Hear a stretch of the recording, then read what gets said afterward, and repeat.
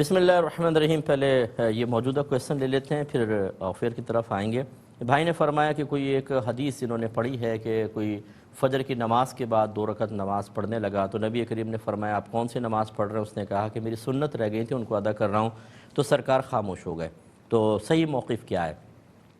دیکھیں، میں نے درس بخاری جو میرا بدھ اور جمعرات کو رات کو 9 بجے ہوتا ہے، 9 بجے سے 9:30 تک تقریباً ہوتا ہے، یہ ضرور دیکھا کریں۔ اس میں بہت سی چیزوں کی آپ کو وضاحت ہوگی۔ ایک چیز اس میں یہ میں بار بار بیان کرتا ہوں کہ کسی ایک حدیث کو پڑھ کر آپ از خود پڑھ لیا، اس سے نتیجہ نکال لیا اور اس پر علماء کی آراء کو یا جو علماء کسی کام کی اجازت دیتے ہیں اس کو پرکھنے کی کوشش نہ کریں، کیونکہ جب علماء کسی کوئی موقف بیان کرتے ہیں کہ ایسا کریں ایسا کریں، تو ان کا طریقہ کار یہ ہوتا ہے کہ اس موضوع سے متعلقہ تمام آیات، تمام احادیث، صحابہ کرام کے اقوال، ان کے افعال و اعمال وہ بالکل سامنے رکھتے ہیں، پھر سب کو دیکھنے کے بعد ایک نتیجہ مرتب کرتے ہیں۔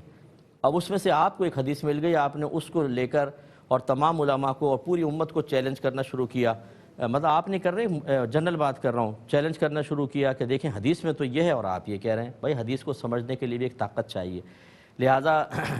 واضح طور پہ حدیث میں ہے، نبی کریم صلی اللہ علیہ وسلم نے ارشاد فرمایا، ابھی میں نے بخاری کے اندر بھی بیان کی کہ سرکار نے ارشاد فرمایا کہ فجر،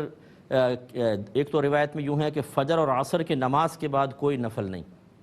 اور ایک روایت میں ہے کہ طلوع فجر کے بعد سے لے کر اور طلوع آفتاب تک سوائے سنت فجر کے کوئی نماز نہ پڑھو، یعنی نفل نماز نہ پڑھو۔ اس لیے اس قسم کی جو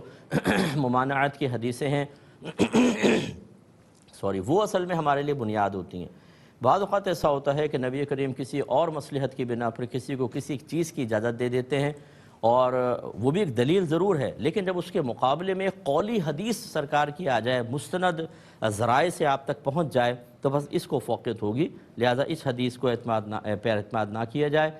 فقہ حنفی کے روشنی میں جب طلوع فجر ہو جائے تو بس آپ سنت فجر پڑھ سکتے ہیں، طلوع آفتاب تک اس کے علاوہ کوئی نفل نہیں پڑھ سکتے۔ اسی طرح اگر کسی کے سنت فجر رہ جائیں تو پھر وہ فرض کے بعد نہیں پڑھ سکتا۔ ہاں، جب آفتاب طلوع کر جائے، سورج طلوع ہو جائے، اس کے بعد اگر چاہیں تو سنت کی قضا کر سکتے ہیں،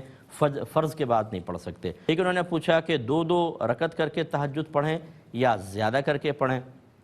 دیکھیں، نبی کریم صلی اللہ علیہ وسلم کا طریقہ یہی تھا کہ کم از کم آپ سے 2 رکعت منقول ہیں اور زیادہ سے زیادہ 12، آپ 12 سے زیادہ بھی پڑھ سکتے ہیں، لیکن طریقہ کار یہی رہا کہ 2 رکعت کر کے آپ نے پڑھی ہیں، لہٰذا اسی طریقے کو جو سنت کے مطابق فالو کرنا زیادہ باعث برکت ہوگا۔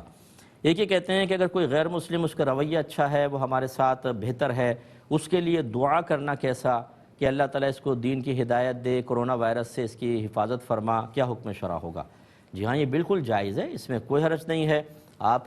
کافر کو دعا دے سکتے ہیں، لیکن یہی جیسے اب آپ نے بہت اچھے انداز سے پہلے دین کو فوقیت، اللہ تعالیٰ اس کو ہدایت عطا فرما اور اس کی حفاظت بھی فرما، اس لیے کہ وہ اسلام کے لیے اچھا ہے، وہ مسلمانوں کے لیے اچھا ہے، تو دین اسلام اور اس کو مطلب مذہب کی طرف مائل کرنے کی دعا کے بعد دیگر دعائیں جو مطلب کسی لحاظ سے اسلام یا مسلمانوں کے لیے خرابی اور دشمنی کا باعث نہ بن رہی ہوں، وہ کرنے میں حرج نہیں ہے۔